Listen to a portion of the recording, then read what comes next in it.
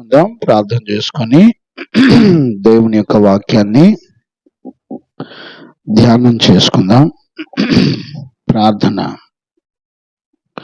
మహాపరిశుద్ధుడైన తండ్రి, ఈ పునరుద్ధాన దినాన నీ పిల్లలైన మమ్మల్ని అందరినీ కృపతో మరలా జ్ఞాపకం చేసుకుంటున్నా. అపారమైన నీ ప్రేమను బట్టి కృతజ్ఞతాస్తుతులు చెల్లిస్తున్నాను నాయనా. నీ నామ ఘనత కొరకై నీ బిడ్డలమైన మమ్మల్ని అందరినీ దర్శిస్తూ మాతో మాట్లాడుతున్నా మహాదేవుడు, ఏమిచ్చి నీ రుణం తీర్చుకుంటానయ్యా.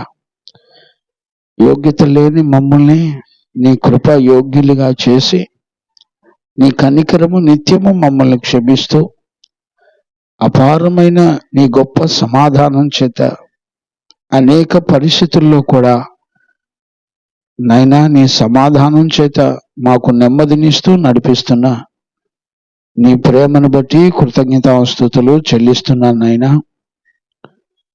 ఈ దినాన, ఈ పునరుద్ధాన దినాన మొదటి యోహాను పత్రికలో నుంచి 2వ అధ్యాయం 6, 7, 8, 9, 10, 11 వచనాల ద్వారా మీరు మాతో మాట్లాడడానికి కృప చూపి నీ శక్తి కలిగిన బలమైన స్వరాన్ని వినున్నట్లుగా నీ కనికరమును మా అందరిపై కుమ్మరించినందుకు స్తోత్రాలు. మా మనోనేత్రాలు వెలిగించండి నాయన. మీరు మాట్లాడుతున్నప్పుడు గ్రహించుకోవడానికి కృపనివ్వండి నాయన. చాలిన కృపచేత, శాశ్వతమైన కృపచేత నీ పిల్లలమైన మమ్మల్ని అందరినీ మీరు దర్శించండి. ఈ ఉదయకాలంలో నాయనా నీ ప్రత్యక్షత కలిగిన నీ అభిషేకమును, కృపను, సమాధానమును మీరు మాకు అనుగ్రహించండి. నీ చిత్తములో ఉన్న బిడ్డలందరినీ మీరు నడిపించినందుకు స్తోత్రాలు. నూతన కార్యములు జరిగించుటకు శక్తి కలిగిన బలమైన మహాదేవుడు అయినందుకు స్తోత్రాలు. ఈ ఉదయకాలంలో మీరు మాతో మాట్లాడి మాకు పరిశుద్ధతను, నీతిని, యథార్థతను అనుగ్రహించి నీ మహిమగల రాకడ కొరకు మమ్మల్ని అందరినీ మీరు సిద్ధపరిచినందుకు కృతజ్ఞతాస్తుతులు చెల్లిస్తూ యేసయ్య నిన్ను అడిగి పొంది ఉన్నాము తండ్రి, ఆమెన్. ప్రార్థన ఆలకించి అడిగినవన్నీ పొందుకునే భాగ్యం ఇచ్చి నడిపించిన యేసయ్యకు స్తోత్రము చేయదమో. స్తోత్రం, స్తోత్రం, స్తోత్రం, స్తోత్రం, స్తోత్రం. తండ్రి, కుమార, పరిశుద్ధాత్మ దేవునికి స్తోత్రము చేయదమో. స్తోత్రం, స్తోత్రం, స్తోత్రం, స్తోత్రం, స్తోత్రం. ఆమెన్. మంచిది నాన్న. మనందరం కూడా పరిశుద్ధ లేఖనాలని మనందరం కూడా ధ్యానం చేస్తా ఉన్నాము. ప్రభు యొక్క కృప, కనికరములు మనందరికీ తోడయుండి నడిపించునుగాక. ఆమెన్. చూడండి నాన్న, మనందరం మొదటి యోహాను పత్రికని ధ్యానం చేసుకుంటా ఉన్నాము. దేవుని యొక్క కనికరము ఈ ఉదయకాలంలో మనందరితో మాట్లాడునుగాక. ఆమెన్. చూడండి నాన్న, మనందరం లాస్ట్ సెక్షన్లో మనం 4, 5, 6 వచనాలు ధ్యానం చేసుకుంటా వచ్చాము. అందులో అతి ప్రాముఖ్యమైనటువంటి విషయాలను మనం నేర్చుకుంటా ఉన్నాము. 3, 4, 5, 6 వచనాలు. ఇందులో ప్రాముఖ్యమైనటువంటివి 3 సంగతులు మనం నేర్చుకుంటూ వచ్చాము. మనలను మనం మోసపరుచుకోకుండా, మనలను మనము ప్రభు విషయాల్లో ఎలాగుండాలో, అంత్యదినాల్లో మనం మోసపోకుండా మనలను మనం విమర్శించుకోవడానికి దేవుడు కృపనిచ్చాడు. చూడండి, ఇది మనిషికి ఎంతో సహాయం చేసేదని గుర్తుపట్టగలిగిన వాళ్ళు ధన్యులు. ఈ రోజుల్లో దేవుని యొక్క సహాయం ఒక మనిషికి ఎలా కలుగుతుందో గుర్తుపట్టలేకపోతున్నారు. మీకు మోసం యొక్క బలం ఏంటో ఒక మాట చెప్పి నేను అక్కడ టెక్స్ట్లో ఉన్నటువంటి విషయాల్ని ఈరోజు 7 నుంచి 11 వరకు ధ్యానం చేయాలని అనుకుంటా ఉన్నాము. ప్రభు మనకు సహాయం చేసేదాన్ని బట్టి ప్రయత్నం చేద్దాం. ఈరోజు మనలను దేవుడు ఎలాంటి సహాయం చేత ఆదరిస్తున్నాడో చూడాలి. ఇప్పుడు చూడండి, మోసగించబడ్డం అనేది ఎంత ప్రమాదమో మీకు ఒక చిన్న లాజిక్ చెప్తాను. చూడండి, నాన్న ఫ్యాన్ పెట్టిపోయారా, చివరి ఫ్యాన్ పెట్టి, ఎంత లాజిక్ ఉంటుందో మీరు గ్రహించాలి. ఇప్పుడు చూడండి,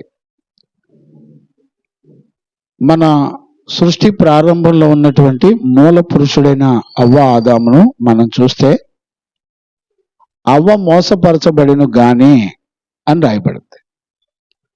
అవ్వ మోసగించబడింది. ఈరోజు మనకి అర్థం కావలసినటువంటి మూల విషయాలు మనం గ్రహించాలి. ఇప్పుడు ఆదాము గురించి పరిశుద్ధ జీవ గ్రంథంలో ఎక్కడ రాసినా ఏమని రాయబడి ఉందంటే, ఆదాము దోషము, ఆదాము పాపమును బట్టి మనుషులందరికీ మరణము సంప్రాప్తమాయను, ఆదాము యొక్క పాపమును బట్టి ఆజ్ఞ అతిక్రమమును బట్టి లోకములోనికి పాపము మరణము వచ్చెను అని రాయబడింది. లోకంలో ఉన్నదంతా శరీరాశ, నేత్రాశ, జీవపు డంబము. చూడండి, ఇవన్నీ ఎవరిని బట్టి వచ్చినాయి అంటే ఒక్క ఆజ్ఞ అతిక్రమించిన ఆదామును బట్టి వచ్చెను అని రాశారు. ఆదికాండం మొదలుకొని ప్రకటన గ్రంథం వరకు మీరు ఎక్కడ చూసినా కూడా మనకి కనపడేది ఏంటంటే ఆదామును బట్టి కలిగినటువంటి శ్రమ, మరణం, పుట్టబోయే తరాలు కూడా, ఇంకా భూమండలం మీదకి రానటువంటి తరాల ప్రజలు కూడా శపించబడ్డాన్ని లేకపోతే మరణాన్ని చూడడాన్ని మనం చూడొచ్చు. ఇదంతా ఎందును బట్టి జరిగిందో తెలిసిన? ఇప్పుడు చూడండి, ఆదాము ఎదురుగా ఉన్నది ఏంటంటే దేవుడున్నాడు, స్త్రీ ఉంది. దేవుడు పరిశుద్ధుడు, స్త్రీని గనుక మనం చూస్తే మోసగించబడెను అని రాస్తున్నాడు లేఖనాల్లో. స్త్రీని చూస్తే మోసగించబడింది. ఇప్పుడు మోసగించబడిన స్త్రీ మాట విన్నాడా, దేవుని మాట విన్నాడా ఆదాము? ఇప్పుడు మనం గమనిస్తే దేవుని ఆజ్ఞ ఒక పక్క ఉండంగా, ఒక పక్క మోసగించబడిన అవ్వ ఉండంగా, వాళ్ళిద్దరిలో ఎవరి మాట విన్నాడు అనంటే మోసగించబడిన అవ్వ మాట విన్నాడు. ఈరోజు ఒక ప్రమాదపూరితమైనటువంటి విషయాలు ఏంటో చెప్పనా? నువ్వు ఎలాగున్నా పర్వాలేదని చెప్పి నిన్ను మోసం చేసే వాళ్ళ మాట వినటం అనేది ప్రపంచానికి ఎంత ప్రమాదం అంటే పుట్టబోయే తరాలను కూడా మరణంలోకి, పాపంలోకి నడిపించేటువంటి ప్రమాదం ఉంది. అందుకని దేవుడు ఆదాము గురించి మాట్లాడినప్పుడు ఆదాము యొక్క అతిక్రమం అనేకులు పాపులుగాను మార్చబడ్డారు, మరణం భూమండలం మీద ఏలుబడి చేసిందని రాయబడింది. యాక్చువల్గా మోసగించబడిన వారి మాట వినటం వలన ఆదాము ఈ భూమండలం మీద శపించబడ్డానికి, మరణానికి, పాపానికి కారణమైంది. ఈరోజు ఉదయకాలంలో మనం గమనించవలసింది ఏంటంటే, దేవుని ఆజ్ఞ కాకుండా మోసగించబడిన వారి మాట విన్నప్పుడు మనం ఖచ్చితంగా మనలను బట్టి అనేకులకు మరణాలు సంప్రాప్తమవుతాయి. మన బిడ్డలు ఖచ్చితంగా మోసగించబడి మరణాల పాలవుతారు. మీరు ఎప్పుడన్నా ఆలోచించారా ఎప్పుడన్నా? అంటే ఆజ్ఞ తెలిసినటువంటి, లేకపోతే దేవుని యొక్క వాక్యం తెలిసినటువంటి ఒక వ్యక్తి ద్వారా వచ్చేటువంటి మరణం, శాపం, నాశనం భూమండలం మీద మనతోటి మనుషులందరూ కూడా మరణించడానికి, నాశనం అవడానికి కారణమవుతుంది. నేను అడుగుతున్నాను ఒక దైవజనుడిగా, మీలో దేవుని వాక్యం తెలిసిన తర్వాత మీరు వేరొకరిని మోసగించబడిన వేరొకళ్ళ మాట విన్నారు అనంటే ఖచ్చితంగా మిమ్మల్ని బట్టి మీ కుటుంబానికి ఆత్మీయ మరణం, గమనించారా? శారీరకంగా నువ్వు బ్రతుకుంటావు, అన్ని విషయాల్లో నువ్వు యోగ్యత కలిగి ఉంటావు, కానీ విషయం ఏంటో చెప్పనా, ఖచ్చితంగా నీ ఆత్మకు మరణం ఉంటుంది. ఈ రోజుల్లో ఆత్మీయ మరణాన్ని గురించి ఆలోచించే వాళ్ళు లేరు, గుర్తుపట్టేవాళ్ళు లేరు. అందుకనే మనకు అర్థం కావలసినటువంటి విషయాలు ఏంటి అనంటే, దేవుడు తన వాక్యం ద్వారా మనకి సహాయం చేస్తూ ఉంటాడు. వాక్యం ఒక మనిషి దగ్గరికి వచ్చినప్పుడు నువ్వే స్థితిలో ఉన్నావో, లేకపోతే నువ్వైనా నేనైనా, మనందరం ఏ స్థితిలో మోసగించబడుతున్నామో బట్టబయలవుద్ది. నేనంటాను, మనం మోసగించబడేటువంటి విషయాలు చెప్పే జీవం కలిగిన దేవుని వాక్కు ఎంత సహాయం చేస్తుందంటారు? నువ్వు మోసపోకుండా దేవుడు నిన్ను కాపాడుతూ ఉంటాడు. నిన్ను బట్టి భూమండలం మీదకి నాశనం, మరణం, శాపం, ఉగ్రత రాకుండా అనేక మంది ప్రజలను కాపాడడం జరుగుతుంది. ఇప్పుడు నేనంటాను, ఒక వాక్యం నీకు తెలిసినప్పుడు అది నీకెంత సహాయం చేస్తుంది? ఈ రోజుల్లో నీకు సహాయం చేసే వాక్యానికి ఎక్కడ కూడా విలువ ఇవ్వటం లేదండి. ఈ రోజున నువ్వు పరిశుద్ధుల సహవాసం చేయకుండా, దేవుని మందిరానికి రాకుండా, దేవుని ఆజ్ఞను గురించి, దేవుని కట్టడల గురించి నీకెలా తెలుస్తుంది? నువ్వెలా గుర్తుపట్టగలుగుతావు? చాలా మంది ఏమనుకుంటారంటే, ఏం దేవుడు అండి, దేవుడు నాకు అన్యాయం చేశాడు, దేవుడు నాకేం మేలు చేయలేదు అని అంటున్నారు. విషయం చెప్పనా, మన పాపముల చేత మనం చచ్చిన వారమై ఉండగా జీవము గల దేవుడు ఏమంటాడు తెలిసిన, నేను నిన్ను బ్రతికించానంటాడు. అంటే మన ఆజ్ఞ అతిక్రమం ద్వారా మన పితరులు, మన తల్లిదండ్రులు దేవునికి భయపడకపోవడం వలన, దేవుని యొక్క చిత్తాన్ని ఎరగకుండా బ్రతకడం వలన మనందరం కూడా, మన పితరులను బట్టి మనందరికీ కూడా మరణం సంప్రాప్తమైంది. ఒక మరణాన్ని గురించి దేవుని వాక్యం మాట్లాడుతున్నప్పుడు గ్రహించగలిగిన వాళ్ళు ఉంటారండి. ఈ రోజున మనిషికి లాభకరమైనటువంటి విషయాలు, లేకపోతే ధనము, డబ్బు. చూడండి, మందిరానికి వస్తే ఒక్కొక్కరికి 1000 రూపాయలు ఇస్తానని అనుకోండి, టైం ప్రకారం వస్తే. అంతేనా ప్రభాకర్? ఎంతమంది ఉంటే అంతమంది రావాలనిపిస్తుందా లేదా? కుమారమ్మ, అనిపిస్తుందా లేదా? ఎందుకని? సహజంగా మనిషి పాపంలో ఉన్నప్పుడు ఈ శరీరానికి కావలసిన లాభకరమైన విషయాల్లో ఎంతైనా పనిచేస్తూ ఉంటుంది. నేనేమంటానంటే, నీ శరీరం ఒకటే కాదు, నీ శరీరానికి జీవాన్ని ఇచ్చేది దేవుడిచ్చిన ఆత్మ. ఈరోజు దేవునిచ్చిన ఆత్మ నీలో లేకపోతే నీ శరీరానికి విలువ లేదు. దేవుని వాక్యం అంటుంది, నీ శరీరం మోసపోయి నీలో ఉన్న ఆత్మని ఆరని అగ్నికి, పాతాళానికి అప్పగిస్తుంది. మోసం అనేది నీ ఆత్మను చంపేది. మోసం అనేది నీ ఆత్మను పాతాళానికి తీసుకెళ్లేది. నీ శరీరం మోసం చేస్తూ ఉంటుంది. నీ శరీరానికి లాభకరమైన దాన్నే ప్రేమించాలనిపిస్తుంది. నీ శరీరానికి లాభకరమైన దానితోనే గడపాలనిపిస్తుంది, దానితోనే జీవించాలనిపిస్తుంది. కానీ విషయం ఏంటి చెప్పనా, మోసకరమైన దాని మాట విన్నప్పుడు, అందుకనే మనుషుని యొక్క హృదయం అన్నిటికంటే మోసకరమైందని దేవుడు మాట్లాడుతున్నాడు. మోసం చేసేటువంటి నీ హృదయం యొక్క తలంపులు నువ్వు వినొద్దు. దేవుడు నీతో మాట్లాడుతున్నప్పుడు నీకు ఒక ఆశీర్వాదాన్ని దేవుడు ఇస్తున్నాడు. ఏంటో తెలిసినా, నీ ఆత్మను రక్షించుకోవడానికి దేవుడు నీతో మాట్లాడతాడట. ఆయన బోధ చేస్తున్నప్పుడల్లా మీరు గమనించినట్లయితే, హెబ్రీ పత్రిక 2వ అధ్యాయం 3వ వచనం చదువునానా? హెబ్రీ పత్రిక 2వ అధ్యాయం 3వ వచనాన్ని మనం చదువుకోవచ్చు. ఇంత గొప్ప రక్షణను మనము నిర్లక్ష్యము చేసిన ఎడల తప్పించుకొందుము. మనం ఎలా తప్పించుకుంటాం? అట్టి రక్షణ ప్రభు బోధించుట చేత ఆరంభమై. ఇప్పుడు చూడండి, నీకు ఒక రక్షణ ప్రభు బోధించుట వలన ప్రారంభం అవుతుంది. ఇప్పుడు బోధించకపోతే ప్రభు ఇచ్చినటువంటి రక్షణ మన జీవితంలో ప్రారంభం కాదు. బిడ్డలారా, నువ్వు ఎప్పుడైనా గుర్తుపట్టావా? వాక్యం వింటున్నప్పుడల్లా దేవుడు నా ఆత్మను రక్షించుటకు మాట్లాడుతున్నాడు. నేనేమంటానంటే, మోసం చేసే నీ హృదయాన్ని కనుక నమ్ముకుంటే ఖచ్చితంగా నీ ఆత్మ మరణానికి వెళ్ళిపోద్ది.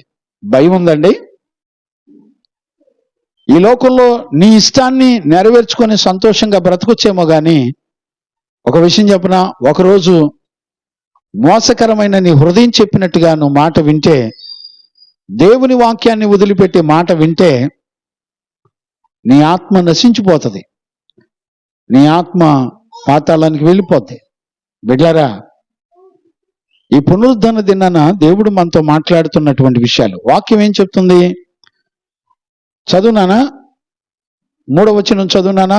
1 యోహాను పత్రిక 2వ అధ్యాయం 3వ వచనం. మరియు మనం ఆయన ఆజ్ఞలను గైకొని ఎడల దీని వలననే ఆయనను ఎరిగి ఉన్నామని తెలుసుకుందాము. ఆయనను ఎరిగి ఉన్నానని చెప్పుకొనుచు. ఇప్పుడు చూడండి, ఆయనను ఎరిగి ఉన్నానని చెప్పుకొనుచు ఆయన ఆజ్ఞలను గైకొనని వాడు అబద్ధికుడు. చూడండి, ఆజ్ఞలను గైకొనని వాడు అబద్ధికుడు. ఈ రోజు మనం ఆజ్ఞల గురించి 7వ వచనం, 8వ వచనం, 9, 10, 11 వచనాలు చూద్దాం. మనం నేర్చుకోవడానికి ప్రయత్నం చేద్దాం. దేవునికి మహిమ కలుగును గాక. చదువునానా? వానిలో సత్యము లేదు. ఇప్పుడు చూడండి, ఆజ్ఞలు గైకొనకుండా ఒకవేళ దేవుని ఎరుగున్నానని చెప్పుకుంటే నీలో సత్యం ఉండదు, నేను నువ్వే మోసం చేసుకుంటావు. అర్థమైందండి? అబద్ధికుడు ఆయన వాక్యము ఎవడు గైకొనునో వానిలో దేవుని ప్రేమ నిజముగా పరిపూర్ణమాయెను. ఇప్పుడు చూడండి, ఆజ్ఞకు మొట్టమొదటి విధేయత చూపించాలి. రెండవది, దేవుని ప్రేమ మన జీవితంలో పరిపూర్ణం చేయబడాలి.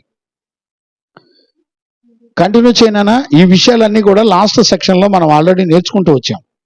ఆయన యందు నిలిచి ఉన్న వాడనని చెప్పుకునేవాడు, ఆయన యందు నిలిచి ఉన్నానని చెప్పుకునేటువంటి వాడు ఆయన ఎలాగూ నడుచుకునేను. ఇప్పుడు చూడండి, ఆయన తన తండ్రి యొక్క చిత్తాన్ని నెరవేర్చడానికి ఎలా నడుచుకున్నాడో అలాగే తాను నడుచుకున్న బద్ధుడై ఉన్నాడు. అలాగే మనం కూడా నడుచుకున్న బద్ధులమై ఉన్నాము. చూడండి, ఆయన తెలుసు అంటే నువ్వు నేను ఆయన లాగా బ్రతకాలి. ఆయన తెలుసు అని చెప్పి నీకు నాకు నచ్చినట్టుగా బ్రతికితే మనలను మనమే మోసపరుచుకుంటున్నాం, దేవుణ్ణి అబద్ధికునిగా చేస్తున్నాం. చూసారండి? ఇప్పుడు వాక్యం వెల్లడవపోతే మనల్ని మనం ఎక్కడ మోసపరుచుకుంటున్నామో, మనం వెళ్ళి దేవుని అబద్ధికునిగా ఎలా చేస్తున్నామో గుర్తుపడతారండి? గుర్తుపట్టలేరు. బిడ్డలారా, ఈ రోజుల్లో నీ ఆత్మను రక్షించుకోవడానికి కష్టపడకపోతే ఒకరోజు నువ్వు చనిపోతావు, గుర్తుపెట్టుకో. ఒక రోజున మనందరం చనిపోతాం, గుర్తుపెట్టుకోండి. ఎక్కడికి వెళ్తారు చెప్పండి?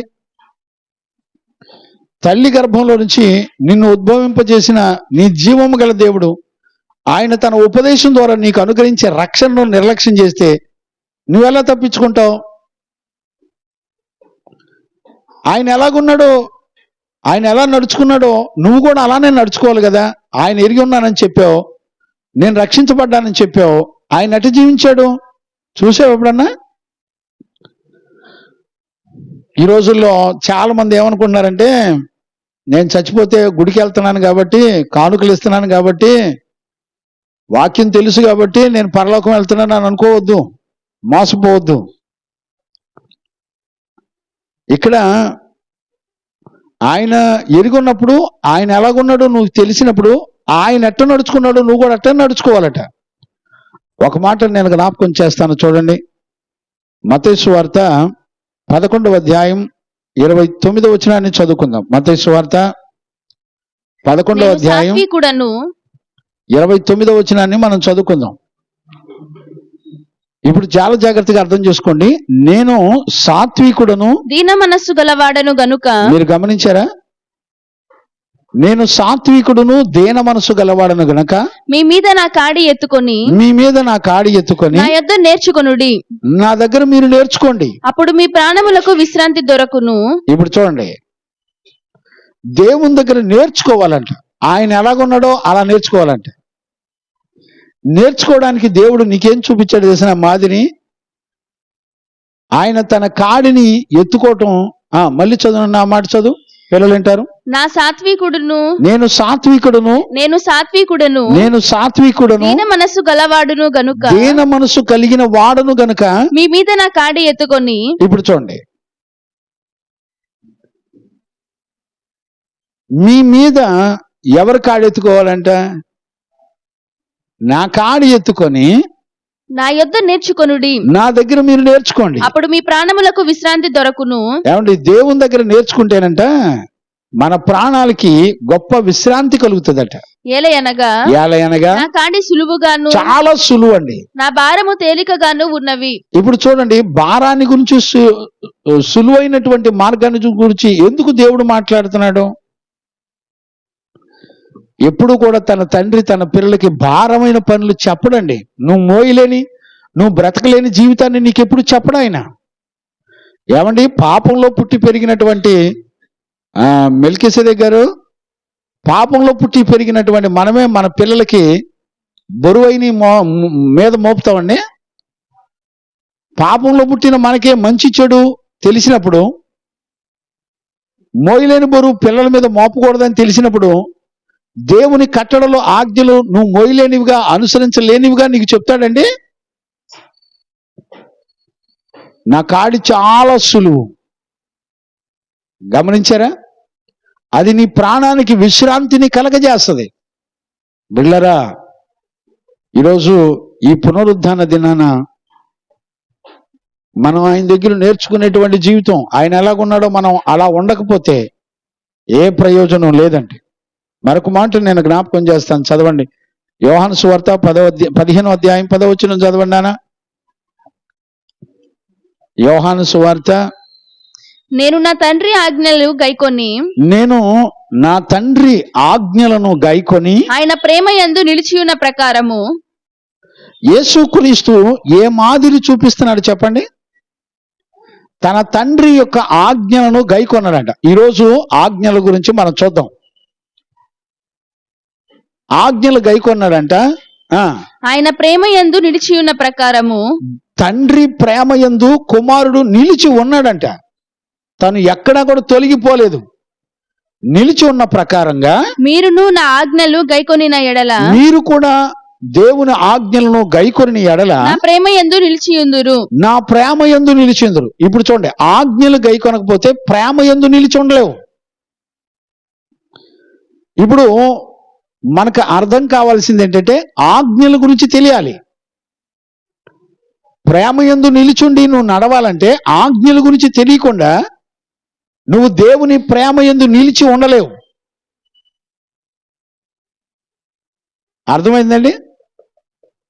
ఇప్పుడు విచిత్రమైన అనుభవం ఏంటో చెప్పనా? ఈరోజు పాఠంలో మనం 7, 8, 9, 10, 11 వచనాలు చూడవచ్చు.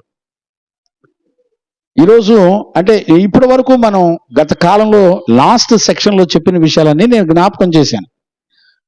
ఒకటి, మనం మోసపోకుండా ఉండాలంటే, తండ్రిని అబద్ధీకునిగా చేయకుండా ఉండాలంటే మనం ఆజ్ఞలకు విధేయత చూపించాలి, ఆజ్ఞలు ఎరిగిన వారిగా ఉండాలి.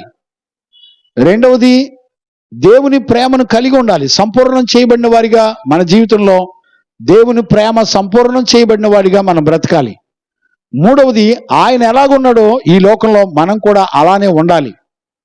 ఈ 3 విషయాలు మనం ఖచ్చితంగా మన జీవితంలో దేవుని ఎదుట బ్రతికి జీవించాలి. ఒకవేళ ఆయన చెప్పింది నాకు చాలా కష్టంగా ఉందంటే నీకు ఇంతవరకు సువార్త అర్థం కాలేదని అర్థం. అంటే దేవుని యొక్క సంగతులు నీ జీవితంలో ఇంకా అర్థం కాలా అంటే నిన్ను నువ్వు ఖచ్చితంగా మోసపరుచుకుంటున్నావు. నేనంటాను, ఈ రోజున 1 యోహాను పత్రిక లేఖనాల్లో మనల్ని మనం పరీక్షించుకోకపోతే మనం ఎక్కడ మోసగించబడుతున్నామో, లేకపోతే మన తండ్రి అయిన దేవుడు మనకిచ్చిన రక్షణ విషయంలో మనం ఎక్కడ దేవుణ్ణి అబద్ధీకునిగా చేస్తున్నామో మనకు అర్థం కావట్లే. ఈరోజు ఒక చక్కటి ఆజ్ఞను గురించి, ఒక సంపూర్ణమైన సంగతులను గురించి మనం పరిశుద్ధ లేఖనాల్లో మనం చూద్దాం. ఇప్పుడు చూడండి, 7, 8 వచనాలు మనం చదువుదాం. చదువునానా? ప్రియులారా, మొదటి నుండి మీకున్న. ఇప్పుడు చూడండి, ప్రియులారా అనే మాట చాలా విలువైందండి. ఇక్కడ ప్రియులారా అనే మాట వెనక తండ్రి, కుమారుడు, పరిశుద్ధాత్ముడు, పరిశుద్ధులు, ప్రతిష్ఠితులు, అపోస్తుల యొక్క వీళ్ళందరూ కూడా మన గురించినటువంటి దేవునికి ఉన్న ఆలోచనని చెప్పడాన్ని మనం చూడొచ్చు. మనమంట దేవునికి ప్రియులైన వారమంట. ఏమండి, ఒక పాపిని, దుర్మార్గుడిని, మోసగాన్ని, దేవుని అబద్ధీకునిగా చేసేవాడిని, మోసగించబడుతున్న వారిని ప్రియులారాని పిలవగలిగిన వాళ్ళు ఎవరు ఉంటారండి? దేవుడు తప్ప. ఈరోజు చూడండి, వ్యభిచారం చేసిన ఒక స్త్రీ పట్టబడినప్పుడు యేసు ప్రభు దగ్గరికి వచ్చినప్పుడు ఆయన ఎలాంటి పిలుపుతో పిలిచాడు చెప్పండి? ప్రజలందరూ రాళ్లతో కొట్టాలనిపిస్తే రాయపు గారు, ఆయన మాత్రం ఏమని పిలిచాడు? అమ్మా. చూసారా? ఏమండి, ఒక వ్యభిచారిని అమ్మ అని పిలిచే సంస్కారం దేవుని యొద్ద నుండి రాకపోతే ఏ మనుషుడి దగ్గర పనిచేయదండి. ఇప్పుడు మానవ స్వభావం ఎలాంటి తెలిసిన, మనందరం నీ దృష్టికి, అంటే ఎవరి దృష్టికి వాళ్ళకి మంచి వాళ్ళని ప్రేమిస్తాం. నేనేమంటానంటే 10 మందిని మర్డర్ చేసినోడు నీ ఇంటికి వస్తే ప్రేమిస్తావా? మన అయ్యగారు, మెల్కిసెదెక్ అయ్యగారు అండ్ రాయపు గారు, ఒక 2-3 మర్డర్ చేసిన వ్యక్తి, లేకపోతే ఒక వ్యభిచారంలో పట్టబడిన స్త్రీ నీకు సహాయం కావాలని నీ దగ్గరికి వస్తే ఒప్పుకుంటావు ఉండటానికి?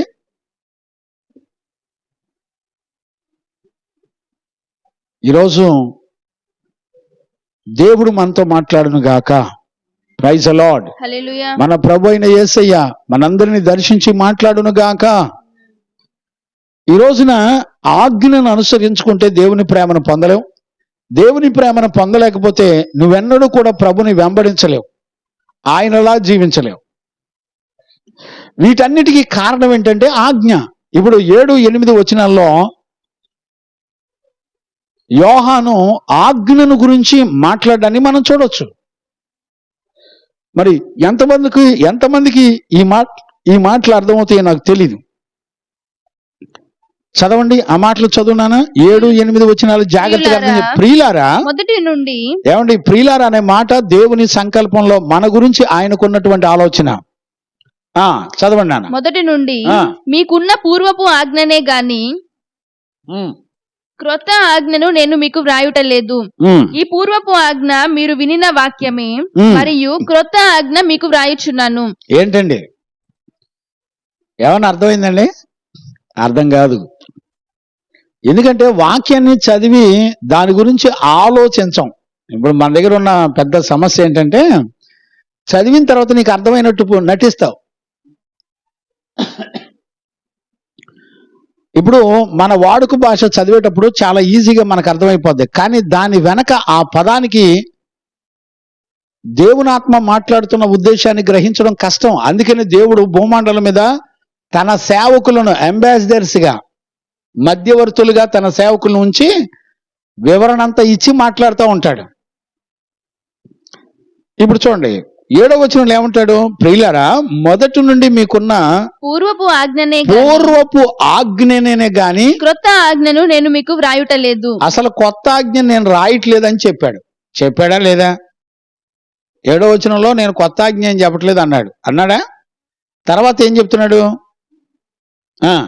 ఈ పూర్వపు ఆజ్ఞ మీరు వినిన వాక్యమే. ఈ పూర్వపు ఆజ్ఞ మీరు ఆల్రెడీ విన్న వాక్యమే, మరియు క్రొత్త ఆజ్ఞను మీకు వ్రాయుచున్నాను. ఇదేంటి? పైన 7వ వచనంలోనేమో నీకు కొత్త ఆజ్ఞ రాయట్లేదు అంటాడు, కిందకు వచ్చేవాడికి మళ్ళీ కొత్త ఆజ్ఞ రాస్తున్నాడు అంటాడేంటి?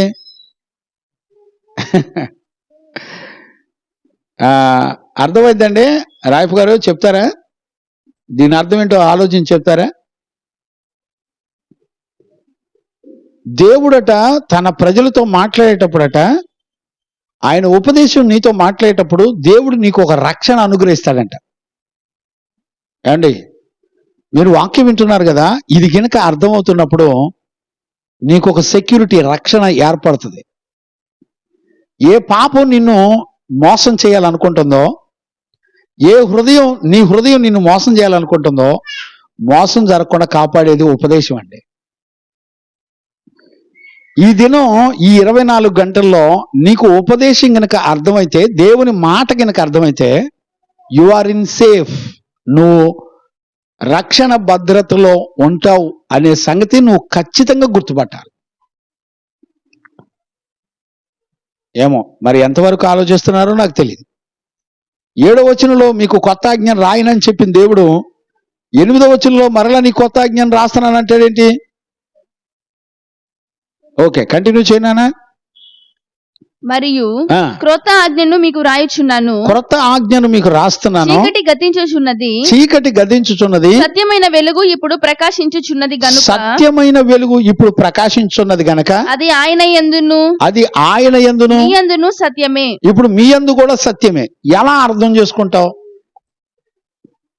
ఇప్పుడు చూడండి, 7, 8 వచనాలు అర్థం చేసుకోవాలంటే దాని వివరణ నీకు 9, 10, 11లో ఉంటది. పైన 7, 8 వచనాలు రాశాడు కదా, మనకి దేవుడు చక్కటి క్లూ ఎక్కడిచ్చాడంటే దాని వివరణ నీకు 9, 10, 11 వచనాలు చదివితే నీకు అర్థమవుతుంది. అంటే ఇంచుమించుగా ఒక ఆజ్ఞను గురించి నీకు అర్థం కావాలంటే 7వ వచనం నుంచి 11వ వచనం వరకు అర్థమైతే నీకు 2వ అధ్యాయం 3వ వచనం నుంచి 6వ వచనం వరకు అర్థమవుద్ది. మరలా చెప్తున్నాను, అర్థం చేసుకోండి. మనం 3వ వచనం నుంచి 6వ వచనం వరకు ఈ 4 వచనాల గురించి 2 ఆదివారాలు మనం ధ్యానం చేసుకుంటూ వచ్చాం. 2 సెక్షన్లు అంటే 2 గంటల ఉపదేశాన్ని మనం లాస్ట్ సెక్షన్లో ఉన్నాయి, మీరు వినండి. ఇప్పుడు ఈ 3 నుంచి 6 వరకు అర్థం చేసుకోవాలంటే నీకు 7 నుంచి 11 వచనాల వరకు అర్థం కావాలి. ఇప్పుడు 7, 8 వచనాల్లో వివరణ అంతా నీకు అర్థం కావాలంటే 9వ వచనం నుంచి 11వ వచనం వరకు అర్థం కావాలి. ఏమన్నా అంత శ్రద్ధ పెట్టి చదివి గ్రహించుకోవడానికి అంత టైం ఎక్కడ ఉందండి? అంత టైం ఇస్తారంటారా? పౌలు 7వ వచనంలో ఆజ్ఞను మీకు కొత్త ఆజ్ఞను రాయనని చెప్పి 8వ వచనంలో కొత్త ఆజ్ఞను రాస్తున్నానంటే ఆలోచించొద్దా? కొత్త ఆజ్ఞ ఏంటి, పాత ఆజ్ఞ ఏంటి, నీకు వివరణ తెలియాలి. అంటే ఈ కొత్త నిబంధన సంఘంలో ఉన్నటువంటి మనందరికీ కూడా పాత ఆజ్ఞ ఏంటో తెలియాలి, కొత్త ఆజ్ఞ కూడా తెలియాలి.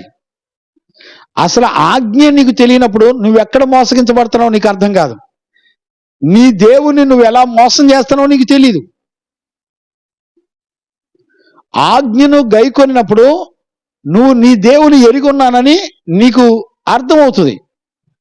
ఆజ్ఞకు విధేయత చూపించినప్పుడు నీ జీవము గల దేవుని ఎరుగున్నానని నీకు అర్థమవుతుంది. ఎంతమందికి అర్థమవుతుందో నాకు అర్థం కావట్లేదు. పిల్లలంక చూసుకోవడం సరిపోతుంది. పిల్లల్ని ప్రేమించే వాళ్ళు ఎక్కువైపోయారు. నేనేం అనకూడదు అనుకుంటా. దేవునికి మహిమ కలుగును గాక. Praise the lord. హల్లెలూయా. ఈరోజు నిజంగా అండి నేను ఎలా వివరించాలో నాకు మైండ్ ఏం పని చేయలే. 7వ వచనంలో కొత్త ఆజ్ఞ నేనేం రాయనంటాడు, 8వ వచనంలో కొత్త ఆజ్ఞ నేను రాస్తున్నాను అంటాడు. ఏంటి పౌలు నడిపిస్తున్న ఆత్మ ఏదైనా కన్ఫ్యూజ్ గా మనకు బోధిస్తుందా? ఇక్కడ ఒక లాజిక్ నేను మీకు ముందుగా ఒక మాట చెప్పాలి. ఒక మాట మీరు జ్ఞానంగా అర్థం చేసుకోండి. ఇప్పుడు ఆజ్ఞలు గైకుంటేనే మనం దేవుని రాజ్యానికి వెళ్తామా? ఏమండి? ఒకవేళ ఆజ్ఞలు గైకోనలేదనుకోండి, దేవుని రాజ్యానికి వెళ్ళమా?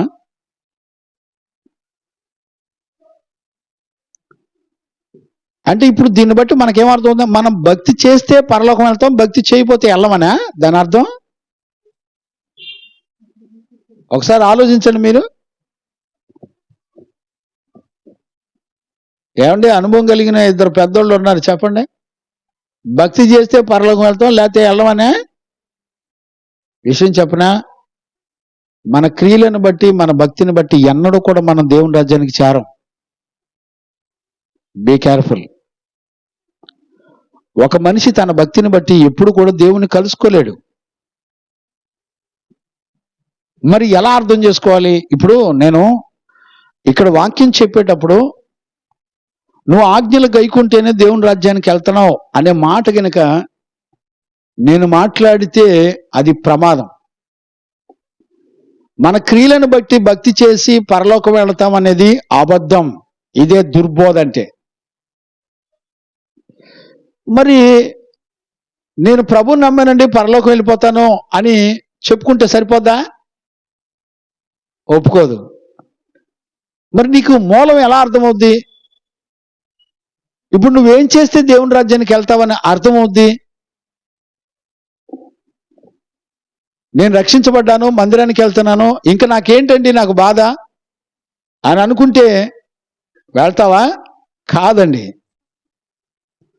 ఇక్కడ మనందరం పాపులమై ఉండగా యేసుక్రీస్తు మన కొరకు ప్రాణం పెట్టి మన శాపాన్ని ఆయన భరించి, మన మరణాన్ని ఆయన భరించి, ఆయన జీవాన్ని మనకిచ్చాడు. ఆయన జీవాన్ని మనకివ్వడం వలన మనందరం కూడా పరిశుద్ధపరచబడి నీతిమంతులుగా మార్చబడి మనం దేవుని యొక్క రాజ్యానికి చేరతాం. నిహాల్ ఈ ఫ్యానే గమనించారండి? దేవుడు తన తండ్రి, ఇక్కడ దేవుడు తన తండ్రి యొక్క చిత్తాన్ని బట్టి అద్వితీయ కుమారుని మన కొరకు పంపించాడు. ఆయన ప్రాణం పెట్టడం వల్ల మనందరం రక్షించబడ్డామే కానీ మన క్రియలను బట్టి మనం ఎన్నడూ కూడా నీతిమంతులం కాలేం. మరి ఎలాగా? ఇప్పుడు మనందరం ఈ వాక్యాలు వింటున్నప్పుడు నేను ఆజ్ఞలు గైకుంటే చాలే నేను పరలోకం వెళ్ళిపోతాననే తలంపు వస్తుందిగా. అంతేగా నానా కృపరాజ్? నేను ఈ ఆజ్ఞలు అయ్యగారు చెప్తున్నారు కదా, నేను ఈ ఆజ్ఞలు అనుసరిస్తే రత్నమ్మ మనం పరలోకం వెళ్ళిపోతాం అని అనిపిస్తుందిగా. ఎప్పుడు కూడా అలా జరగదు. మరి ఎలా జరిగింది చెప్పండి? లాజిక్ ఏంటి చెప్పండి?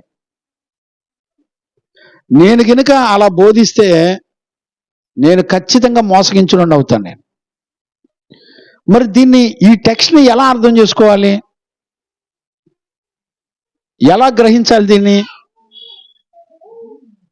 అంటే దాని అర్థం ఏంటంటే, దేవుడు ఒక వ్యక్తిని గనక రక్షిస్తే అతని జీవితంలో ఆజ్ఞలను కొనసాగించే ఒక మహిమను, నిన్ను వలే నీ పొరుగువాన్ని ప్రేమించే ప్రేమను గురించిన సంపూర్ణత ఒక మనిషి జీవితంలో వస్తుంది. చప్పలు కొట్టండి గట్టిగా, దేవునికి మహిమ కలుగునగా.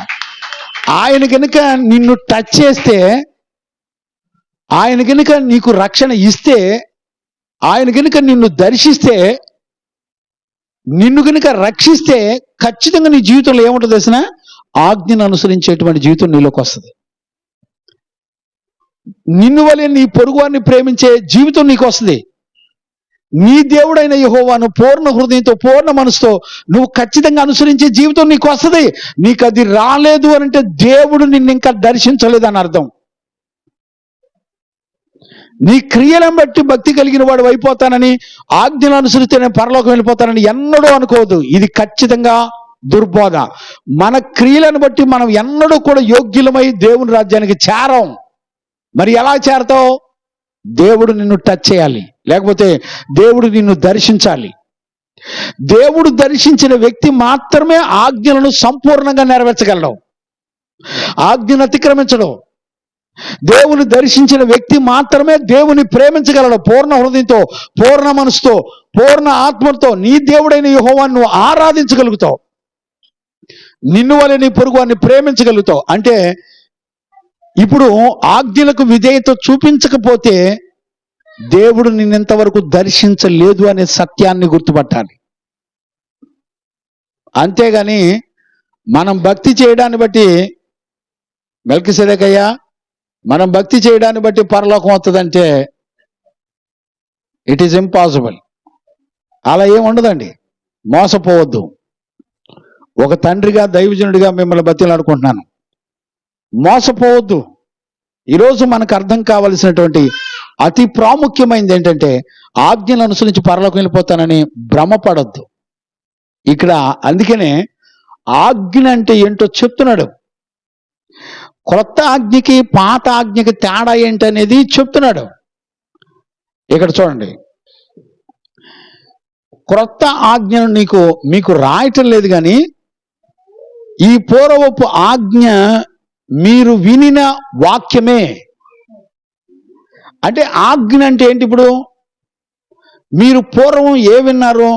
గత కాలంలో లేకపోతే పాత నిబంధనలో దేవుడు మన పితరులను ఇశ్రాయేలీలను దర్శించినప్పుడు ఆయన మీతో ఏం మాట్లాడాడు? అదేంటో తెలిసిన వాక్యమే. ఇప్పుడు చూడండి, ఆజ్ఞ ఈజ్ ఈక్వల్ టు వాక్యము. వాక్యం అని అంటే ఏంటి? సువార్త. అంటే సువార్త ద్వారా నీకు అనుగ్రహించబడేది ఏంటో తెలిసిన ఆజ్ఞ. ఆజ్ఞలో ఏముంటో తెలిసిన వాక్యము. వాక్యంలో ఏముంటో తెలిసిన సువార్త. అంటే ఇప్పుడు నీ దగ్గరికి వచ్చిన ప్రతిదీ కూడా వాక్యము, అది సువార్తగాను ఆజ్ఞగాను మన దగ్గరికి వచ్చింది. ఇప్పుడు చెప్పండి, నువ్వు విన్న తర్వాత నువ్వు ఎలా మోసపోతున్నావు గుర్తుపట్టాలంటే, నిన్ను దేవుడు ఇంతవరకు దర్శించలా. నిన్ను దర్శించినప్పుడు నువ్వు ఖచ్చితంగా ఆజ్ఞలను అనుసరించి నడుస్తావు. ఎంతవరకు మనకు అర్థమైందో నాకు తెలియదు. మరలా చెప్తున్నాను, జ్ఞానంగా అర్థం చేసుకోండి. వాక్యము ద్వారా దేవుడు సువార్త ద్వారా నిన్ను గినక దర్శిస్తే నీ జీవితంలో ఆజ్ఞలు ఖచ్చితంగా అనుసరించి నడుస్తావు. అంతేకాదు, నీ దేవుడైన యెహోవాని పూర్ణ హృదయంతో పూర్ణ ఆత్మతో నువ్వు ఖచ్చితంగా అనుసరించి నడుస్తావు. నిన్ను వలె నీ పొరుగువాన్ని ప్రేమిస్తావు. ఇప్పుడు ఇదంతా కూడా నీకు ఎక్కడుంది అంటే సువార్త అనే ఆజ్ఞలతో కూడినటువంటి వాక్యంలో ఉంది. అనుదినం దైవజనుడు నీ దగ్గరికి ఏం తీసుకొస్తున్నాడు? సువార్తను ప్రకటిస్తున్నాడు. అదేంటిది? ఆజ్ఞ. అదే ఆజ్ఞ మీకు క్రొత్త ఆజ్ఞ ఏం రాయటల్లా. వాక్యము ద్వారా మీతో మాట్లాడేదే ఆజ్ఞ. ఇప్పుడు వాక్యము ద్వారా ఇశ్రాయేలు ప్రజలతో దేవుడు ఏం మాట్లాడాడు చూసారు ఎప్పుడన్నా? చదవండి నాన్న, లేవి పుస్తకంలోనా?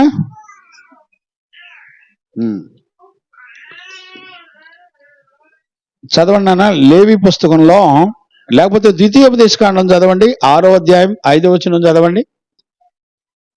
ద్వితీయోపదేశకాండం 6వ అధ్యాయం. నీ పూర్ణ హృదయముతోను, నీ పూర్ణ హృదయముతోను, నీ పూర్ణ ఆత్మతోను, నీ పూర్ణ ఆత్మతోను, నీ పూర్ణ శక్తితోను, నీ పూర్ణ శక్తితోను నీ దేవుడైన యెహోవాను ప్రేమింపవలెను. ఇప్పుడు చూడండి, మొట్టమొదట ఆజ్ఞ ఏంటంట? వాక్యము ద్వారా దేవుడు మన ఇశ్రాయేలు ప్రజలకు దేవుడు ఏమిచ్చాడు అండి? నీ పూర్ణ హృదయంతో, నీ పూర్ణ మనసుతో, నీ పూర్ణ ఆత్మతో నీ దేవుడైన యెహోవాను ప్రేమించాలి. గమనించారండి? నేడు నేను నీకు ఆజ్ఞాపించు ఈ మాటలు, ఇప్పుడు చూడండి, నేను నీకు ఆజ్ఞాపించు ఈ మాటలు హృదయములో ఉండవలెను. ఎక్కడ ఉండాలి? ఎక్కడైతే నువ్వు ఏ హృదయం అయితే నిన్ను మోసం చేస్తుందో అక్కడ పెట్టుకోవాలా. ఏంటిది? సువార్త వలన నీకు అనుగ్రహించబడిన ఆజ్ఞ వాక్యము ఎక్కడ ఉండాలి? నీ హృదయములో ఉండాలి. మరి నువ్వు ఎక్కడ పెట్టుకున్నావు? ఈ చెవిలో ఎన్నో, ఈ చెవితో వదిలేస్తున్నావు. నీకు సువార్త ప్రకటించిన సువార్త నీకు ఒక ఆజ్ఞని, వాక్యము నీకు ఒక ఆజ్ఞని నువ్వు ఎప్పుడన్నా ఆలోచించావా? అది నీకేం నేర్పుద్దో తెలిసినా? మొట్టమొదట దేవుని ప్రేమించే ఒక పూర్ణ హృదయాన్ని నీకు ఇస్తుంది. ఇప్పుడు నువ్వు సువార్త వినకపోతే, ఆజ్ఞలు నీకు తెలియకపోతే, వాక్యం నీకు అర్థం కాకపోతే, ఆ వాక్యం ద్వారా నీ దేవుడైన యెహోవాని పూర్ణ హృదయంతో ప్రేమించే మనసు నీకు రాదు. దేవుని ప్రేమలో ఉన్నటువంటి ఆ సంపూర్ణత నీకు రాదు. ఇప్పుడు చూడండి, మన శరీరంలో ఉన్న అవిధేయత ఏం చేస్తుంది తెలిసిన? దేవుని మాటకి ఎక్కడా విలువ ఇవ్వదండి. నీ మనసంతా ఎలాగుంటుందంటే నీ కలిగిన వాటితో తృప్తి పడుతూ ఆనందపడతా ఉంటది. ఎంతమందికి అర్థమవుతుందో నాకు తెలియదు. అంటే ఈరోజు ఈ పునరుద్ధాన దినాన మనకు అర్థం కావాల్సింది ఏంటంటే, ఆజ్ఞతో కూడినటువంటి సువార్తలను వింటున్నప్పుడు నువ్వు దానిని విధేయతతో అంగీకరించినప్పుడు ఆ సువార్త నీ జీవితంలోకి ఏం తీసుకోవచ్చు తెలిసిన? నీ దేవుడైన యెహోవాను పూర్ణ హృదయంతో, పూర్ణ ఆత్మతో, పూర్ణ మనసుతో ప్రేమించే జీవితాన్ని నీకు ఇస్తుంది. నువ్వు దేవుని ప్రేమించకుండా నిన్ను వలె నీ పొరుగు అని ప్రేమించలేవు. ఒక ఆజ్ఞ నెరవేర్చబడకుండా సువార్త ద్వారా నీకు అనుగ్రహించబడుతున్న ఆజ్ఞను నీ జీవితంలో విశ్వాసం ఉంచి విధేయత చూపించకపోతే నీ జీవితంలో దేవుని ప్రేమించలేవు, నిన్ను వలె నీ పొరుగు అని ప్రేమించలేవు. ఏమన్నా అర్థమైందండి? తెలీదు. అర్థమైందని నేను దైవజనుడిగా మీ గురించి నేను సాక్ష్యం ఇవ్వగలుగుతానా? ఒకసారి ఆలోచించండి. దేవునికి మహిమ కలుగును గాక. Praise the lord. హల్లెలూయా. ఇక్కడ చూడండి నాన్న, మత్తయి సువార్తలో ఇదే విషయాన్ని చాలా చక్కగా కన్ఫర్మ్ గా చెప్పి రాస్తున్నాడు. చూడండి 22వ అధ్యాయం 37 నుంచి చదువునానా. మాథ్యూ అందుకాయన 22వ అధ్యాయం 37 నుంచి చదువున. అందుకు ఆయన, నీ పూర్ణ హృదయముతోను, నాన్న జాగ్రత్తగా అర్థం చేసుకోండి, నీ పూర్ణ హృదయముతోను, నీ పూర్ణ ఆత్మతోను, నీ పూర్ణమైన ఆత్మతోను, నీ పూర్ణ మనస్సుతోను, నీ పూర్ణ మనసుతోను నీ దేవుడైన ఈ ప్రభువును ప్రేమింపవలెనన్నదియే. నీ దేవుడైన ప్రభువును ప్రేమించవలనదే. ఇది ముఖ్యమైనదియు. ఏంటిదంటమ్మా? ఇది చాలా ముఖ్యమైనది. ఇది చాలా ముఖ్యమైనది. ఇది ముఖ్యమైనదియు మొదటి అయినదియునైన ఆజ్ఞ. ఇప్పుడు మొదటి ఆజ్ఞ ఏంటిదంట? నీ దేవుడైన యెహోవాను పూర్ణ హృదయంతో, పూర్ణ మనసుతో. ఇది మొట్టమొదట నీకు అనుగ్రహించబడిన ఆజ్ఞ. ఇప్పుడు చూడండి, మీకు 7వ వచనం మళ్ళొకసారి చదువునానా. మొదటి యోహాను పత్రిక 2వ అధ్యాయం 7వ వచనం చదువునానా. ప్రియులారా, మొదటి నుండి మీకున్న పూర్వపు ఆజ్ఞయే గాని. ఇప్పుడు చూడండి, మొదటి నుంచి మీకున్న పూర్వపు ఆజ్ఞ ఏంటి? ఇప్పుడు ద్వితీయోపదేశ కాండంలో, నిర్గమకాండంలో చూడండి, మనం లేవికాండం చదివానా? లేవికాండం కూడా చదవండి. లేవికాండం 19వ అధ్యాయం 18వ వచనం చదవండి. లేవి పుస్తకం 19వ అధ్యాయం 18వ వచనం చదువునానా.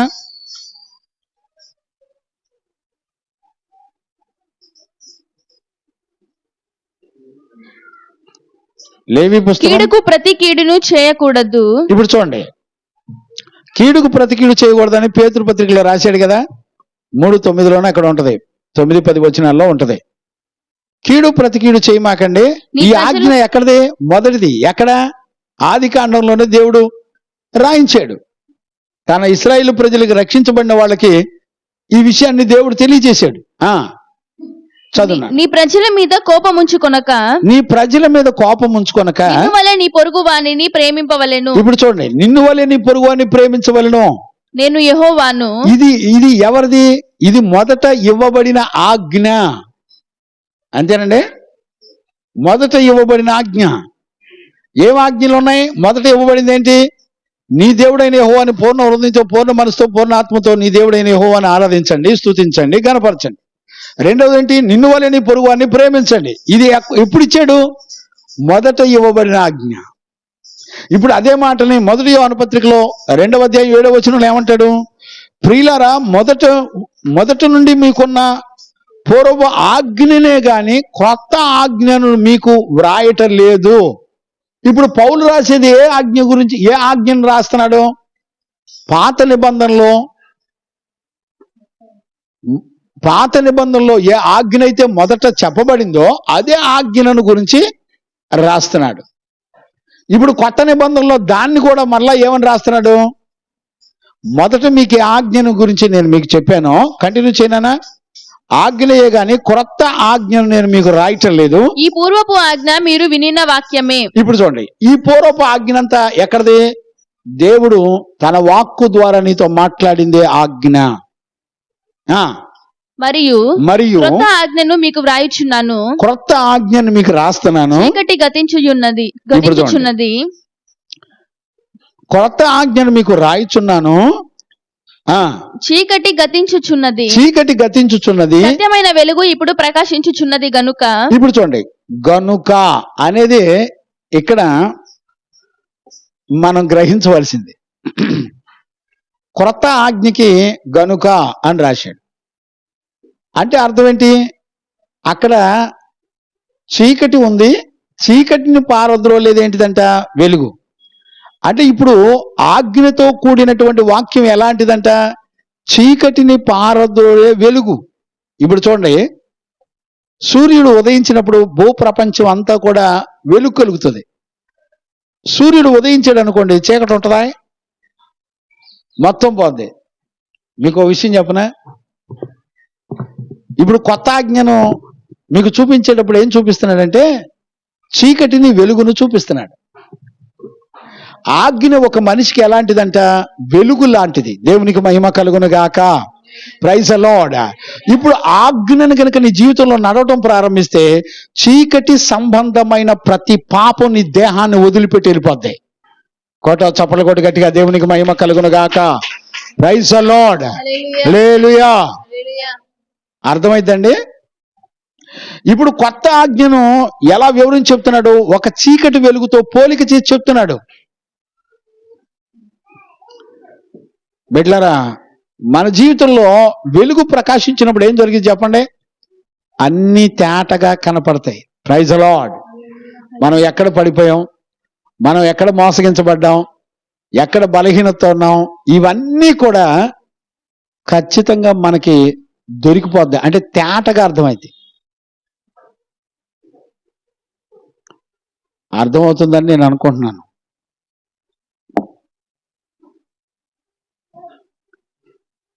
నిజంగా మనం ఎంత ధన్యులమో. ఇప్పుడు చదువునానా. చీకటి గతించుచున్నది, సత్యమైన వెలుగు ఇప్పుడు సత్యమైన వెలుగు ఇప్పుడు ప్రకాశించుచున్నది గనక వెలుగుకి సత్యము అని పేరు పెట్టాడు. సత్యమైన వెలుగు అని అంటే వీళ్ళేమో లైట్లు, క్షయమైపోయే లైట్లు, బల్బులు, స్టార్లు పెట్టి ఆనందపడుతున్నారు. మరి ఎక్కడి నుంచి నేర్చుకున్నారో? వెలుగుకు ఏమని పేరుందంటే సత్యము. సత్యం అంటే ఏంటి తెలిసిన? ఆయన వాక్యము సత్యము, ఆయన ఇచ్చిన ఆత్మ సత్యము, ఆయన ఇచ్చిన కృపావరాలు సత్యము, ఆయన ఇచ్చిన బాప్తీసము సత్యము, పరిశుద్ధాత్మ సత్యము. ఏంటి? ఎన్నో ఉన్నాయండి సత్యం అంటే అర్థం. ఈ రోజున సత్యమైన వెలుగు అంటే లైట్లు, బల్బులు, స్టార్లు వెలిగించుకొని దాన్ని మాదిరిగా సింబాలిక్ గా చూపిస్తున్నారట. ఎక్కడ నేర్చుకున్నావు నాన్న? నువ్వు ఎక్కడ నేర్చుకున్నావు? అపోస్తుల దగ్గర నువ్వు నేర్చుకుంటే నీకు తెలిసిద్ది. మీకు విషయం చెప్పనా? నేను మొన్న ఆర్సిఎం ఫాదర్ ఒక ఆయన యూట్యూబ్ లో చెప్తున్నాడు. ఏమని చెప్తున్నాడు తెలిసిన? మనల్ని ఆర్సిఎం వాళ్ళని విగ్రహారాధికులు అంటున్నారు, ఈ ప్రొటెస్టెంట్ వాళ్ళు, పాస్టర్లు, ప్రజలు, వాళ్ళంత పెద్ద పిచ్చోళ్ళు ఎవరు లేరు అంటున్నాడండి. మనం అంట ఆర్సిఎం వాళ్ళని విగ్రహారాధికులు అంటున్నందుకు మనందరం పెద్ద పిచ్చోళ్ళం అంట. దానికి రీజన్ ఆయన ఏం చెప్తున్నాడు తెలిసిన? ఇప్పుడు నేను చెప్తాను చూడండి అంటున్నాడు. ఏంది అబ్బా అని నేను చాలా శ్రద్ధగా ఆలకెత్తనా. బస్సులో మొన్న ఒంగోలు వెళ్ళి రిటర్న్ వచ్చేటప్పుడు ఏం చెప్తున్నాడు అని జాగ్రత్తగా వింటుంటే ఆయన ఏమన్నాడు తెలిసిన? ఇప్పుడు మందసంలో ఎవరుంటారు అన్నాడు. ఇప్పుడు మనం మందసం పెడతాం, మనం సిలువను పెడతాం, మనం మరియమ్మను పెడతాం, మనం యేసేపును పెడుతున్నాం. వీళ్ళంతా ఎవరు? వీళ్ళంతా దేవుని కలిగి ఉన్నారు. వీళ్ళందరూ దేవుని కలిగి ఉన్నారు కనుక, వాళ్ళతో దేవుడు ఉన్నాడు కనుక మనం ఈ బొమ్మలన్నీ పెడితే, ఈ రోజున వాళ్ళతో దేవుడు ఉన్నాడు కాబట్టి, మందసంలో దేవుడు ఉన్నాడు కాబట్టి, దివ్య సప్రసాదంలో దేవుడు ఉన్నాడు కాబట్టి అది విగ్రహం ఎట్టవుద్ది? వాడి తెలివితేటలు చూడండి. మనం గనక సత్యమనే వెలుగు ఆయన లోకానికి వచ్చినప్పుడు చీకటి దాన్ని గ్రహింపకుండాను అని రాయబడింది. సత్యం అనే వెలుగు లోకానికి వస్తే చీకటి గ్రహించదంట. ఆ చీకటి నీకేం చేస్తుంది? లైట్లలో, బల్బుల్లో, స్టారుల్లో, నక్షత్రాల్లో చూపిస్తుంది. నీకెందుకంటే క్షయమైపోయే లైట్లు, బల్బుల్లో చూపిస్తారా మాదిరిని? ధర్మశాస్త్రం ఛాయ, నీడ. ఒరిజినల్ క్రీస్తు వచ్చిన తర్వాత మళ్ళీ నీకు ప్రత్యక్ష గుడారం అవన్నీ ఎందుకు? క్రీస్తే నీ దగ్గరికి వచ్చాడుగా. క్రీస్తు ప్రత్యక్షమైన తర్వాత మళ్ళీ విగ్రహాల్లో, మందసంలో, దీపవృక్షంలో ఏంటి ఎందుకండి అందులో ఉంటాడా ఏండి ఈ ఆర్సిఎం ఫాదర్ చెప్తున్నాడు అందులో ఉంటాడు కాబట్టి మనం అందుకనే ఆయన అందులో నివాసం ఉండేవాడు గనక మనం అందుకనే ఆ ప్రత్యక్ష గుడారం మందసం దీపవృక్షం ఇవన్నీ బొమ్మలు పెట్టుకుంటున్నాం అని అన్నాడండి. ఎంత బుద్ధిహీనుడో చూడండి. ఏమండి అలాంటి బోధనలు నమ్మి నడిపించబడేవాళ్ళు 100 కోట్ల మంది ఉన్నారండి, వేల మంది ఉన్నారు. ఇదే గొల్లపూడిలో ఆర్సిఎం చర్చి చూడండి, కుప్పల జనం ఉంటారు. మనిషిని సంతోషపెట్టి మోసం చేసే బోధ విన్నవాడి ద్వారా ఏం జరుగుద్దంట? మరణం అందరికీ సంప్రాప్తమైద్ది. ఈరోజు పునరుద్ధాన దినాన్న వాక్యం వింటున్న దేవుని పిల్లరా, జాగ్రత్త, మిమ్మల్ని మీరు మోసం చేసుకోమాకండి. మోసగాళ్ల మాటలు విని మోసపోవద్దు. మోసపోయినటువంటి అవ్వ మాటిని ఆదాము సకల ప్రజలందరికీ మరణానికి కారకుడయ్యాడు, నాశనానికి కారకుడయ్యాడు. మీ హృదయాలు ఆలోచించేత మిమ్మల్ని మోసం చేస్తే జాగ్రత్త. ఇప్పుడు దేవుడు తన వాక్కు ద్వారా ఏమన్నాడంటే, మీకు మొదట ఉండినటువంటి ఆజ్ఞను మీకు ఆల్రెడీ నేను ఇచ్చిందే. కంటిన్యూ చేయనా? క్రొత్త ఆజ్ఞను మీకు వ్రాయట్లేదు. క్రొత్త ఆజ్ఞను మీకు రాయట్లేదు. పూర్వపు ఆజ్ఞ మీరు వినిన వాక్యమే. మీకు పూర్వపు ఆజ్ఞ మీరు వినినటువంటి వాక్యమే మరియు క్రొత్త ఆజ్ఞను మీకు రాయుచున్నాను. చీకటి గతించుచున్నది, ఇప్పుడు చీకటి గతించిపోయింది. సత్యమైన వెలుగు ఇప్పుడు ప్రకాశించుచున్నది గనుక. సత్యమైన వెలుగు ప్రకాశించుచున్నదంటే సత్యం అంటే ఏంటి? యోహాను సువార్త 17:17 నీ వాక్యమే సత్యము. అవునా? ఇప్పుడు వాక్యం రాస్తే అక్కడ ఏముంటది? సత్యం ఉంటది. దేవుడు మాట్లాడింది సత్యము, దెయ్యం మాట్లాడేది నిజం. సత్యానికి నిజానికి తేడా తెలుసండి? నిజమే కదండి అనిపిస్తుంది. ఏది నిజం? ఆదాము పండు తిన్నాడు, అవ్వ ఆదాములు పండు తిన్నారు, చావలా, వాళ్ళు బతికే ఉన్నారు, అది నిజం. ఆత్మీయంగా చచ్చిపోయారు, అది సత్యం. దేవుడు చెప్పింది సత్యం, ఆయన వాక్యం చెప్పింది సత్యం. ఈ రోజున బతికున్నావన్న పేరు మాత్రం నీకుంది, కానీ నువ్వు మృతుడివే అని రాయించాడు. అంటే అర్థం ఏంటి? దేవుని దృష్టిలో ఆత్మీయంగా నువ్వు చచ్చిపోయిన వాడిగా ఉన్నావు. బిడ్డలారా, ఒక రోజున మరణం వస్తుంది. శరీరాల్లో బ్రతుకున్నప్పుడు నువ్వు బ్రతికిన బ్రతుకు అన్నిటికీ జీతం నీకు నిత్య నరకం, లేకపోతే నిత్య పరలోకం. ఈరోజు ఈ పునరుద్ధాన దినాన మనకు అర్థం కావాలి. చీకటి గతించున్నది, సత్యమైన వెలుగు ఇప్పుడు ప్రకాశించుతున్నది గనక అది ఆయన యందును సత్యమే.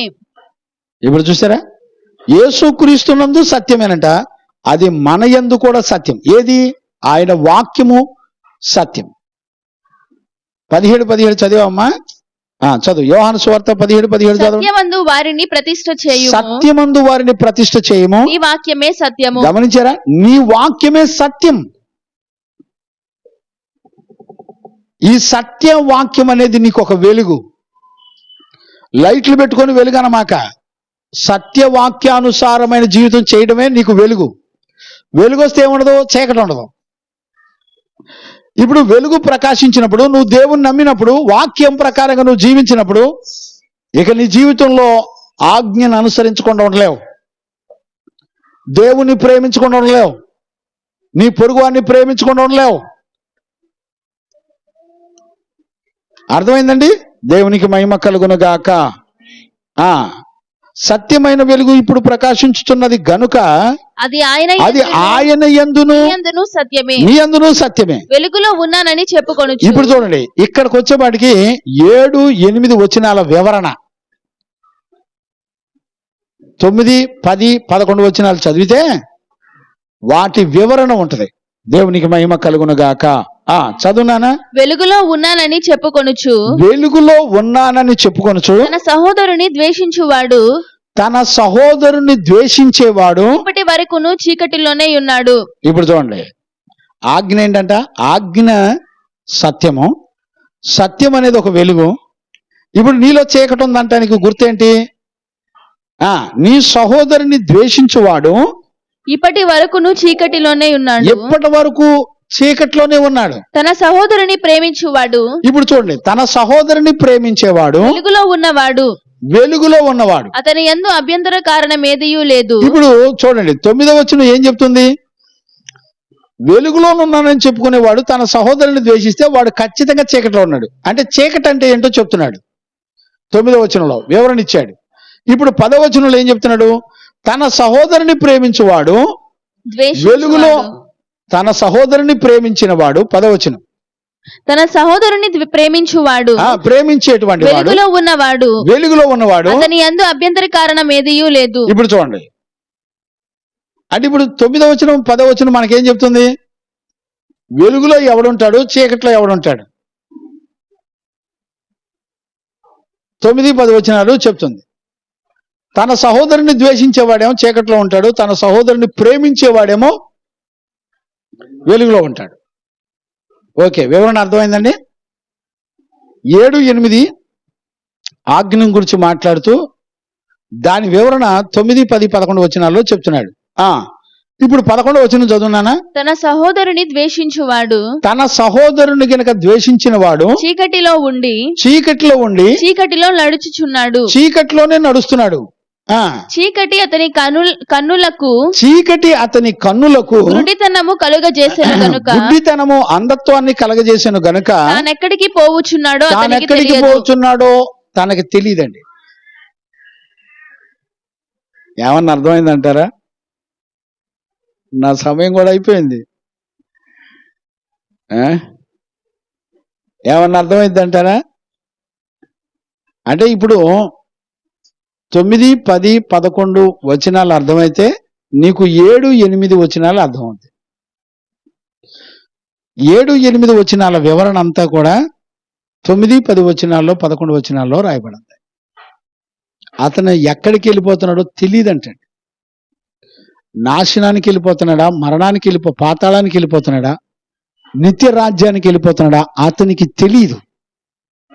నేనేమంటానంటే, ఇప్పుడు ఈ వాక్యపు వెలుగు గనక మన మధ్యలో ప్రకాశించకపోతే మన అంధత్వం, మన గుడ్డితనం ఎక్కడికి మనల్ని తీసుకెళ్ళిద్దో తెలిసిద్దండి.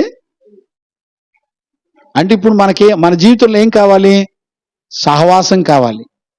మన జీవితంలో ఎవరు కావాలి? వాక్యపు వెలుగుని, సత్యాన్ని బోధించే పరిశుద్ధులు కావాలి. సహవాసం కావాలి, వాక్యం కావాలి. ఏమండి, చాలా మంది వాక్యం వినకుండా, సహవాసం లేకుండా దేవుడు నాకు ఏం చేశాడండి, దేవుడు నాకు అన్యాయం చేశాడండి అని కుమిలిపోయే వాళ్ళు చాలా మంది ఉన్నారు. ఓ అవివేకి, నువ్వు దేవుని దగ్గరికి రా. అసలు నీ దేవుడు నీ కొరకు ఏం సిద్ధపరిచాడో నువ్వు చూసావా? నీ పాపములు బట్టి నువ్వు చచ్చిన వాడుగా ఉంటే క్రీస్తుతో కూడా నిన్ను బ్రతికించాడు. నిన్ను బ్రతికించడమే దేవుడు చేసిన మేలు. ఈరోజు నువ్వు సజీవుడిగా బ్రతికుండడానికి కారణం ఏంటో తెలిసిన ఆయన ప్రేమే. నువ్వు బ్రతికుండకపోతే నువ్వు క్షమాపణ అడగలేవు, పరిశుద్ధపరచుకోలేవు. నువ్వు బ్రతికుండకపోతే నీతిమంతుడుగా మారలేవు. ఒకవేళ చచ్చిన వాడిగా ఉంటే నువ్వు ఎప్పటికైనా పాతాళానికి వెళ్ళిపోతావు. జాగ్రత్త. నువ్వు దేవుని కనికరాన్ని, ఆయన కనికరాన్ని, కృపను, ప్రేమను నువ్వు ఖచ్చితంగా గ్రహించాలి. గ్రహించిన వాళ్ళు ఉన్నారండి? నీ తింటం ఏంటో, నీ తాగటం ఏంటో, నీ దరిద్రం ఏంటో, నీ బతుకేందో ఎవరికి అర్థం కావట్లే. పరిశుద్ధులు ఉపదేశంలోంచి నీతో మాట్లాడినా ఏ ప్రేమను నువ్వు కలిగి ఉన్నావో, నువ్వు ఎటు వెళ్ళిపోతున్నావో, నీ గుడ్డితనం ఎక్కడ తీసుకెళ్ళిపోతుందో తెలియట్లా. నేను అడుగుతున్నానండి ఒక దైవజనుడిగా, కన్ఫామ్గా నీ జీవితంలో ఆజ్ఞను అనుసరిస్తున్నావండి? ఆజ్ఞలన్నిటికీ విధేయత చూపిస్తున్నావండి? నిన్ను వల్ల నీ పొరుగువాన్ని ప్రేమిస్తున్నావండి? దేవుని నువ్వు ప్రేమిస్తున్నావండి? పూర్ణ హృదయంతో నీ దేవుడైన యెహోవాని ప్రేమిస్తున్నావండి? ఒకవేళ ఈ గుణాలు గనుక నీలో లేకపోతే నీ బ్రతుకులో ఒక చీకటి ఇంకా పోలా. ఏమనండి, డౌట్ ఏనండి, ఏమనండి, ఈ వాక్యాన్ని బట్టి చూస్తే నేను అట్లా నడవట్లేదండి, నా వల్ల కావట్లేదండి. You are a fool. నువ్వు వెర్రివాడవు. దేవుడు తన ఆజ్ఞలో ఆయన కాడి చాలా సులువైంది. నేను వాక్యం చెప్పినట్టు నేను దేవుని ఆరాధించట్లేదు, ఆజ్ఞలు అనుసరించట్లేదంటే నిన్ను నువ్వే మోసపరుచుకుంటున్నావు. నీ దేవుడైన యెహోవాను అబద్ధీకునిగా చేస్తున్నావు. భయం ఉందండి? ఏమోనండి, ఏం మాట్లాడలేకపోతున్నాం.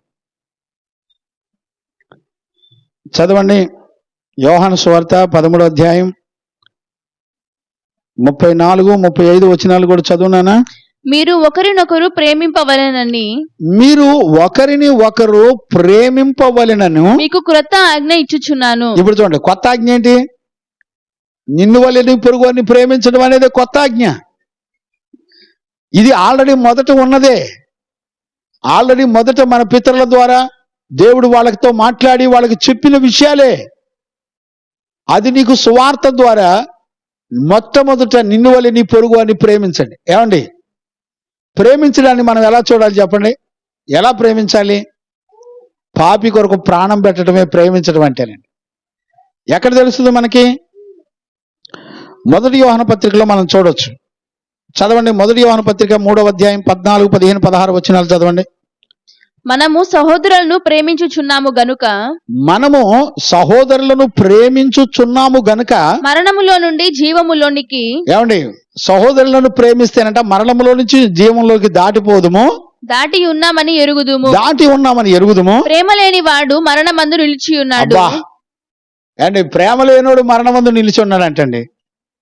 ఇప్పుడు మన పొరుగువాడి కొరకు మనం ఎప్పుడు ఎలాగ ప్రేమిస్తున్నాం అంటానికి రుజువు ఎట్లా ఉంటది? కంటిన్యూ చేయి.